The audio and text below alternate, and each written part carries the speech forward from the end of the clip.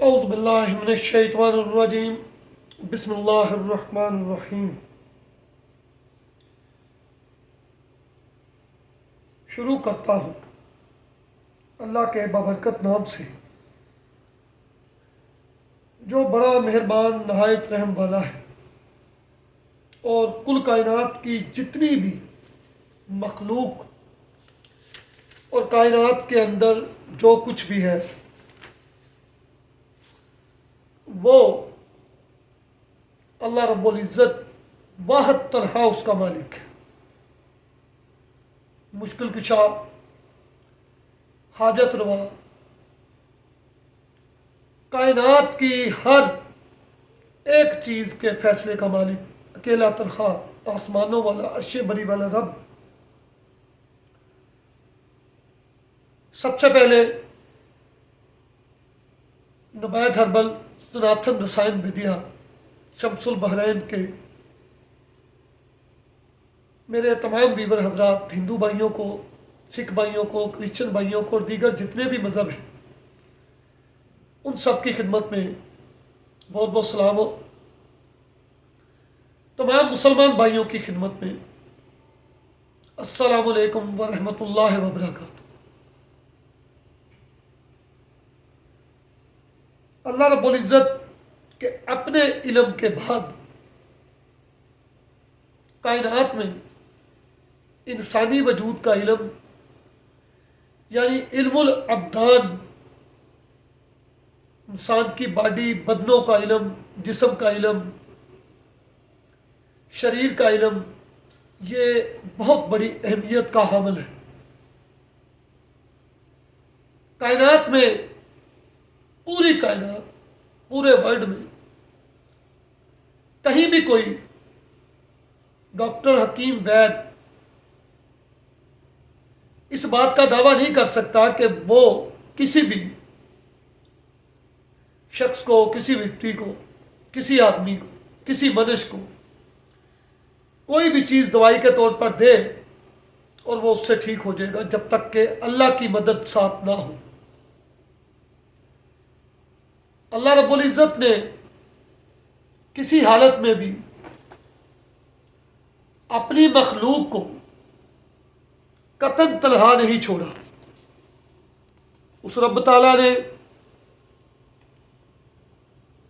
इंसान को पैदा किया और इस इंसान को पैदा करते हुए जितना हमारी माँ, हमारे वालिदैन, हमारे घर वाले हमसे मोहब्बत करते हैं उससे 17 गुना ज़्यादा, 70 गुना ज़्यादा वो अल्लाह रब्बुल इज़्ज़त इंसान से मोहब्बत करता है। उसकी बनाई हुई चीज़, उसकी बनाई हुई मखलूक, वो अपनी मखलूक से बेतहाशा मोहब्बत करता है। आनंद जैसे और दूसरे ऐसे लोग जो हम जैसे डॉक्टर, हकीमों, वैदों के आगे जब काम करते हैं, कोई भी लगा लो, जब वो हमारे पास आते हैं तो उस वक़्त वो इंतहाई मुफलिसी और अपनी मजबूरियों की हालतों में हमें माँ बाप और माँ बाप से भी बढ़कर पता नहीं दादा परदादा और भगवान का दर्जा देते हैं। लेकिन जैसे ही हम उनको मौका देते हैं, कुछ अर्सा वो हम पर हमारे साथ काम करते हैं, हमारे ही इल्म से वो खुद वैद और हकीम बन जाते हैं और लोगों का नुकसान करना शुरू कर देते हैं। ये सिर्फ एक आनंद की बात नहीं, जिसको भी आप लगा लें वो मांगती हुई फकीरी और गुर्बत की हालत में आता है, लेकिन जैसे ही वो ज़रा मुस्तहकम होता है तो वो अपनी टांगे, पाँव और पता नहीं कहाँ कहाँ से अपने जड़ें निकाल लेता है और फिर वो दूसरों के बारे में पहले दावे करता है कि उनको इल्म ना दिया जाए, मुझे दिया जाए, मैं आपका सबसे मुखलिस हूँ। लेकिन जैसे ही उसे कुछ मिलता है, वो रोटी खाने पीने के काबिल होता है तो अपने लिए मुख्तलिफ रास्ते तलाश करने लग जाता है। इसलिए इंसान क्या करे, किसके ऊपर भरोसा करे, ये टॉपिक तो खैर चलते रहेंगे। मर्दाना ताकत और जिस्म की जितनी दूसरी बीमारियां, कैंसर, ल्यूकीमिया, ल्यूकोलापिया, अल्सरेटिव कोलाइटिस, फीमेल पोलिपोस, प्लास्टिक एनीमिया, सर्वेसाइट, EBV virus, nasopharyngeal carcinoma, T cell leukaemia और क्रिएटिनिन, ब्लड यूरिया, ईएसआर, बांझपन, IBD, IBS, amylase, cholesterol, heart के अमराज, liver psoriasis, hepatitis B C, जितनी भी बीमारियां पैदा हुई हैं उन सब के लिए इल्म का रखना बहुत जरूरी है। आज के इस मुअज़्ज़ज़, हसीन, बावकार ईवान में आपकी खिदमत में काफ़ी लंबी वीडियोस हो जाएगी। ये मैंने इसीलिए लाइव वीडियो नहीं डाली ताकि डिस्टर्बेंस ना हो। मैं अब सनातन रसायन विद्या और नवैद हर्बल के प्लेटफॉर्म से वीडियोस की शक्ल में आप भाइयों को रोज़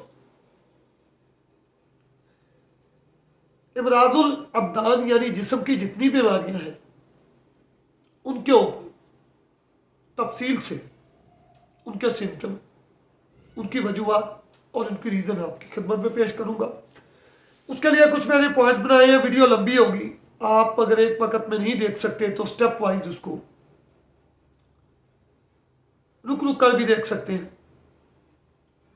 सबसे पहले हमारी बॉडी में मर्दाना ताकत में जो चीज़ें बायस बनती हैं, जो मेरी तकरीबन पिछले 27 साल से मैं इंडिया में काम कर रहा हूँ, लेकिन पिछले 2 साल से मर्द बनो चैनल से जो बेसिक सिर्फ मर्दाना ताकत और सेक्सुअल इरेक्टाइल डिसफंक्शन और टाइमिंग का मसला शुरू हुआ, तो 2 साल की रिसर्च के बाद जो हिंदुस्तान में चूंकि मेरी फर्म है वहाँ पर काम हो रहा है, तो मैं इस मर्दाना ताकत के मुख्तलिफ स्टडीज़ और हज़ारों पेशेंट पे तजर्बात करने के बाद जिन नताइज पर पहुँचा हूँ वो कौन सी रीज़न है जो मर्दाना ताकत की बहाली में रुकावट पैदा कर रही हैं। और इसके साथ साथ अल्हम्दुलिल्लाह इस बात का शाहिद हूँ कि चाहे आनंद साहब या दूसरे लगे हुए मेरे साथ जितने लोग हैं, कितनी भी चालबाजियां मकारी या कुछ भी कर लें, इंशाल्लाह मैंने जो बेसिक एडवांस और सिलसिला शुरू किया है, ये मेरी ज़िंदगी के जब तक सांस नहीं निकल जाता ये सिलसिला जारी रहेगा और मैं अपने उन भाइयों की इंशाल्लाह खिदमत करता ही रहूँगा।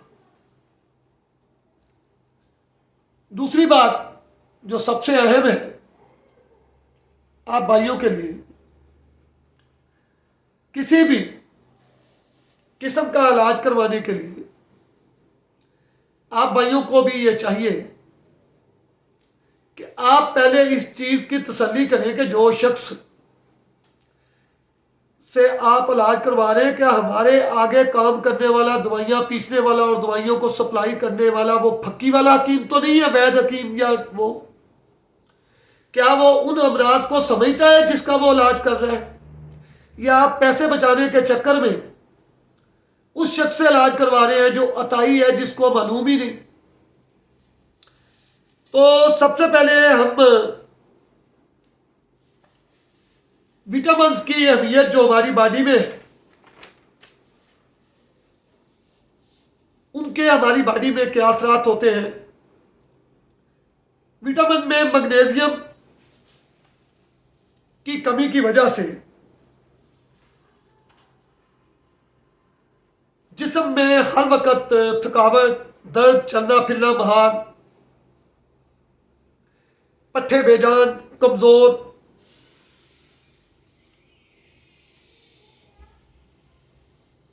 बाल का गिरना झड़ना,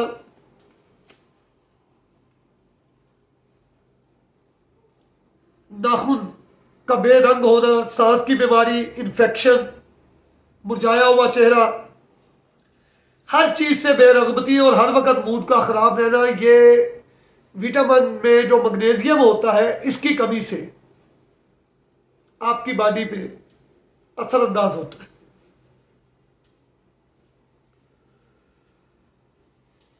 उसके अलावा विटामिन डी जो है, इसकी कमी की वजह से कोई भी मनुष्य, कोई भी आदमी सुबह जब उठता है तो वो फ्रेश नहीं होता। विटामिन डी की कमी की वजह से इरेक्टाइल डिस्फंक्शन हो जाता है। इसकी नॉर्मल रेंज जो डॉक्टर बताते हैं 30, जो बिल्कुल गलत है। एज ए डॉक्टर तकरीबन इसकी जो चार्मिंग रेंज है वो 50 से 80 तक है। 50 से 80 से कम होता है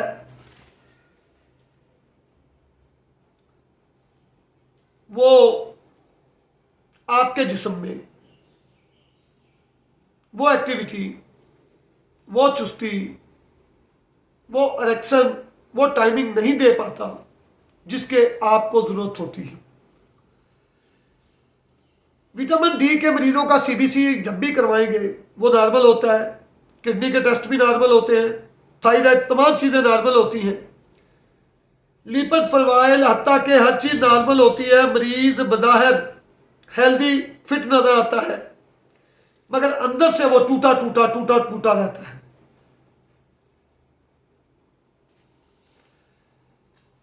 विटामिन डी का असल टारगेट हमारी बॉडी को कैल्शियम पहुंचाना और हमारे पट्ठों को, हमारी हड्डियों को फ्लेक्सिबल यानी नरम रखना और उनको सख्ती से बचाना है।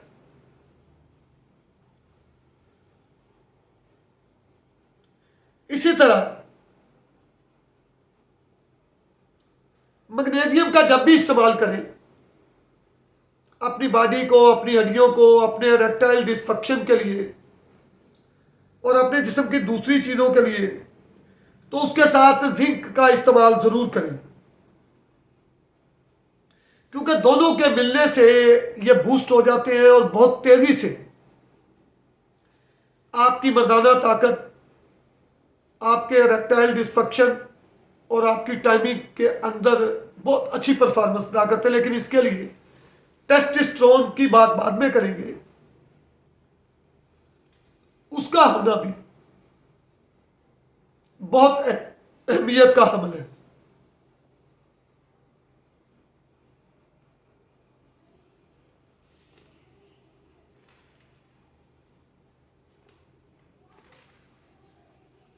उसके अलावा विटामिन K2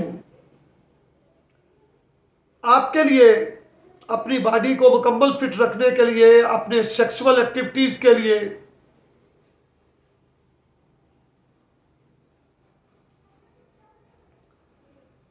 अपनी टाइमिंग के लिए और बॉडी के तमाम अज्जा को, लीवर, ये वो पावर देने के लिए विटामिन K2 की बहुत अहमियत है। एक बात यहां पर हमेशा मैं कहता हूं, स्पर्म सिर्फ सेक्सुअल एक्टिविटीज के लिए जरूरी नहीं, बल्कि आपके चलने फिरने, भागने, उठने बैठने और जिस्म के बाकी तमाम मशीनी अवामल के लिए स्पर्म का होना और बनना आपकी बॉडी के लिए बहुत जरूरी है। विटामिन K2 खून को जमने नहीं देता,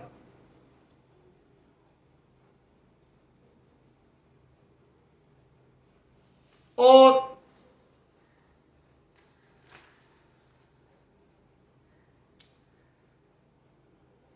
ये हमारे जिस्म में विटामिन D3 के साथ मिलकर कैल्शियम की कमी, जो बॉडी, कैल्शियम के लिए हमें बाहर से कुछ लेने की जरूरत नहीं होती। हमारी बॉडी को कैल्शियम सिर्फ 500 तक चाहिए होता है, जो कि हमारी बॉडी के अंदर ही मौजूद होता है, लेकिन वो आगे काम नहीं करता।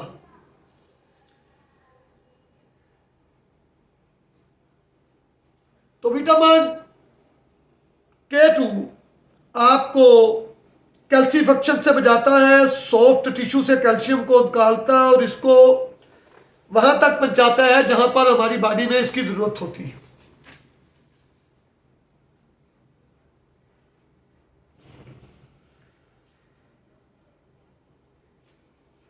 इसके अलावा मैग्नीशियम, जिसको मैग्नीशियम भी कहते हैं, इसकी कमी की वजह से मुख्तलिफ बीमारियां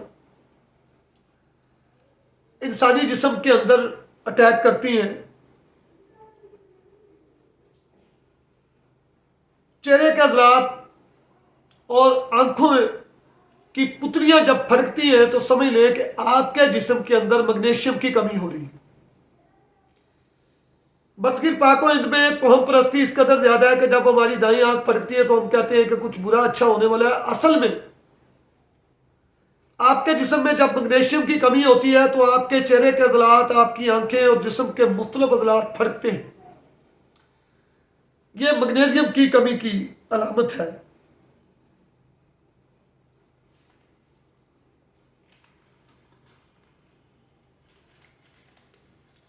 लिहाजा चिड़चिड़ापन, एक आध वक्त खाना खाना, ब्लड शुगर का डाउन हो जाना, कमजोरी महसूस होना, ये सब विटामिन के साथ अगर मैग्नीशियम की जिस्म में कमी हो जाए तो खुलिए हमारे जिस्म के पट्टे काम नहीं करते। जब हमारे जिस्म के कोई अज़लात काम नहीं करेंगे तो हमारा इरेक्शन का जो मसला है वो इरेक्टाइल डिसफंक्शन हो जाएगा। चलते फिरते दिल का फड़फड़ाना,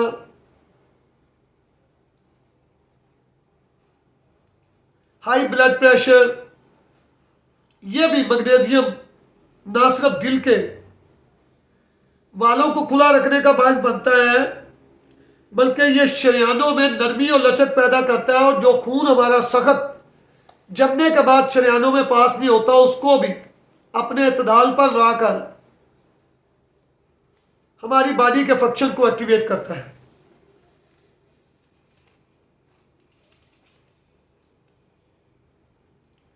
हड्डियों में दर्द, हमारी बॉडी का तकरीबन 60% मैग्नीशियम जो है वो हड्डियों में स्टोर होता है। यह विटामिन डी कैल्शियम के साथ मिलकर हड्डियों को मजबूत करता है। मैग्नीशियम थायराइड हार्मोन की अफजाइश में भी मदद देता है जो मैग्नीशियम को हड्डियों में दाखिल होने में मदद देती है। मैग्नीशियम की कमी की वजह से हमारी हड्डियां कमजोर होती हैं, ऑस्टियोपोरोसिस, हड्डियों को भुरभुरापन होता है, हड्डियों में दर्द होता है। नतीजा क्या होता है कि हमारा हड्डियों में गुद्दा नहीं बनता। जब गुद्दा नहीं बनेगा तो स्पर्म कहां से जनरेट होगा और हम ऐसा ऐसा, चूंकि लोग व्याग्रा इस्तेमाल करते हैं वो भी सुअर के हड्डियों से और गोश्त से बनता है तो वो भी हड्डियों में खुश्की। आप एक बात याद रखें, स्टीरॉइड कार्टिजोन और व्याग्रा खाने वालों के दांत जो है या हड्डियां जो है वो उनमें दर्द और वो भुनने शुरू हो जाते, ऐसा ऐसा जड़ते हैं।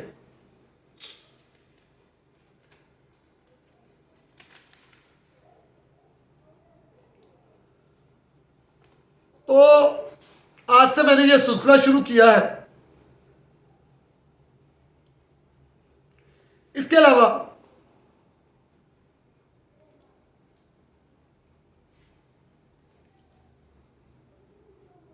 जिंक हमारी बॉडी में बहुत अहमियत का हामिल है।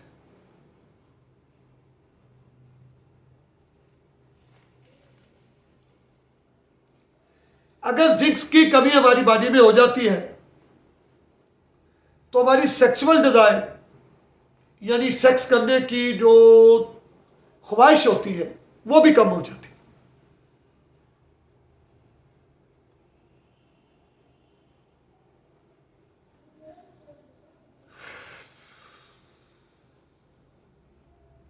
हमारे जिस्म में सेक्स की ख्वाहिश कम हो तो ये इस बात की तरफ इशारा करती है कि अब आप फौरी तौर पर इसके लिए स्टेप उठाने यानी जिंक का इस्तेमाल करना है और जिंक का इस्तेमाल जहां करें वहां कॉपर का इस्तेमाल भी करना है। क्योंकि जैसे हम अपनी बॉडी को जिंक देते हैं, अनएक्सपर्ट अताई हकीम वैद उनको ये पता नहीं होता, वो जिंक की कमी को पूरा करते हुए कॉपर का ख्याल नहीं रखते। नतीजा हमारे जिस्म में कॉपर कम हो जाता है और बहुत सारी बीमारियां जनरेट होती हैं।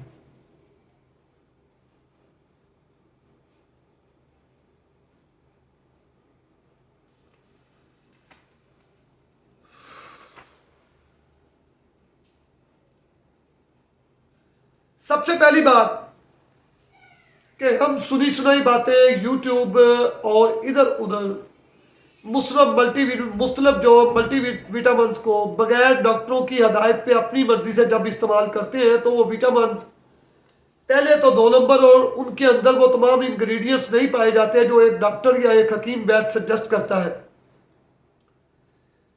और इंसानी बॉडी एक वक्त में 500 मिलीग्राम कैल्शियम को जज़ब करने की सलाहियत रखती है। अब आप जितने भी मल्टीविटामिन उठा लें,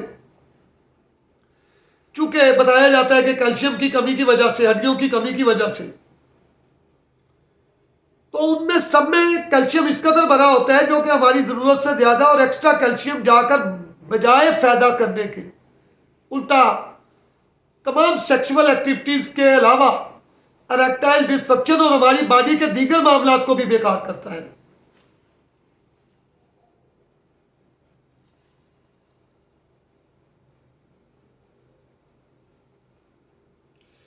क्योंकि कैल्शियम जब भी आप लेते हैं तो ये हमारी बाकी खुराक के साथ मिलकर ऑक्सैलेट बनाता है, पत्थरी की शक्ल इख्तियार कर लेता है अगर जरूरत से ज़्यादा हो।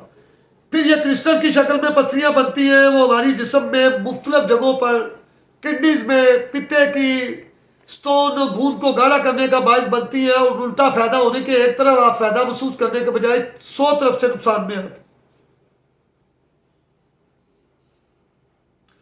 क्योंकि कैल्शियम आप अपनी रोजमर्रा की डाइट से बेइंतहा ले रहे होते हैं, मगर वो एक्टिवेट नहीं होता आपके पट्ठों में जाने के लिए। उसके लिए विटामिन को डॉक्टर की हिदायत के मुताबिक इस्तेमाल किया जाता है ताकि आपकी बॉडी के अंदर मौजूद कैल्शियम को एक्टिवेट किया जाए, ना कि विटामिन डी के सप्लीमेंट के अंदर जो परमार की होती है जो कि इंतहाई बॉडी के लिए नुकसानदेह होता है कि उसको लिया जाए।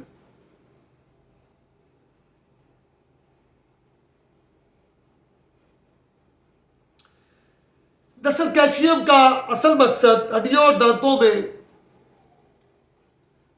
दांतों को प्रोटेक्ट करना, इनको बचाना होता है, वहां तक पहुंचने। और कैल्शियम ट्रांसपोर्ट का यह अमल उस वक्त तक नहीं होता जब तक विटामिन डी मुनासिब मकदार में हमारी बॉडी में नहीं पाया जाता।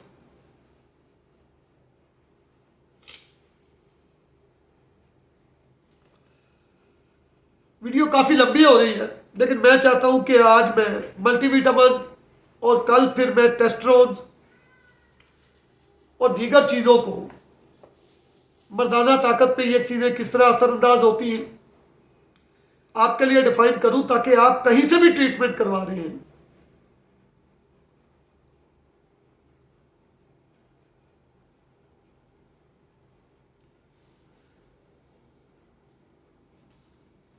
आपको पता हो कि हमें कौन सी चीज़ें किसी माहिर तजर्बाकार वैद हकीम डॉक्टर से ही कंसल्ट करनी। अभी रिसेंटली आनंद से एक भाई आए बाहर से, मुझसे बात करते रहे, अभी आके आनंद से ट्रीटमेंट करवा के बाहर गए हैं तो पता चला है स्पेन से वो आए थे, उनकी बॉडी का सत्यानाश हो चुका है।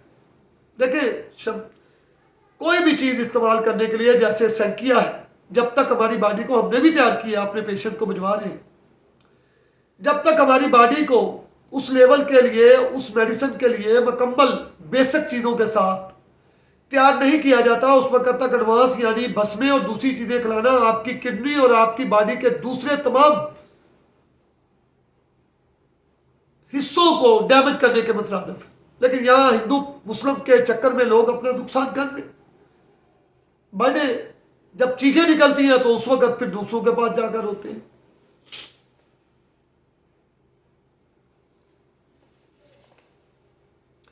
इसी तरह विटामिन B12 हमारी बॉडी का प्रोटेक्टिव निज़ाम जो है उसको प्रोटेक्ट करता है।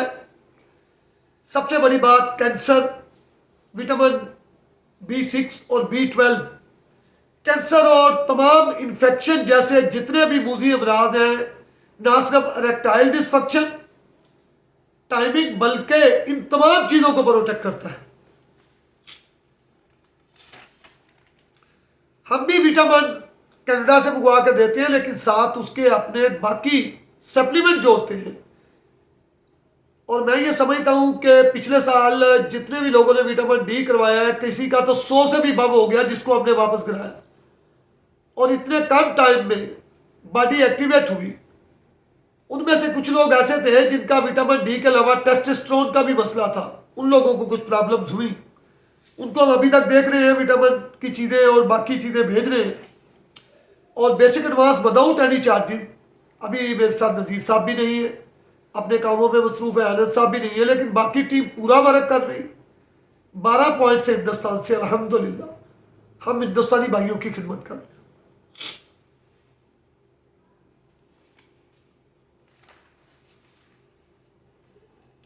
तो आज की vitamin 3, D3, vitamin, magnesium, calcium, zinc और कॉपर और B12 6 और B12 विटामिन B12 और B6 इसके मतलब के इसके क्या असरात होते हैं, मैंने मुख्तसर इनका तारफ़ करवाया। वीडियो बहुत लंबी हो गई है। कल इंशाल्लाह बाकी भी आपकी खिदमत में मैं चीज़ें अब कोशिश करूँगा डेली पेश करूँ। और सनातन रसायन विद्या का चैनल भी एक्टिवेट मैं कर रहा हूँ, उससे भी और नबैद अरमल से भी इसको सर्च कर सकते हैं। और HK स्किल पर भी ये वीडियोस इंशाल्लाह मैं डाल दूँ। अल्लाह आपका हामी नासर हो। वमा अलैना इल्लल बलागुल मुबीन।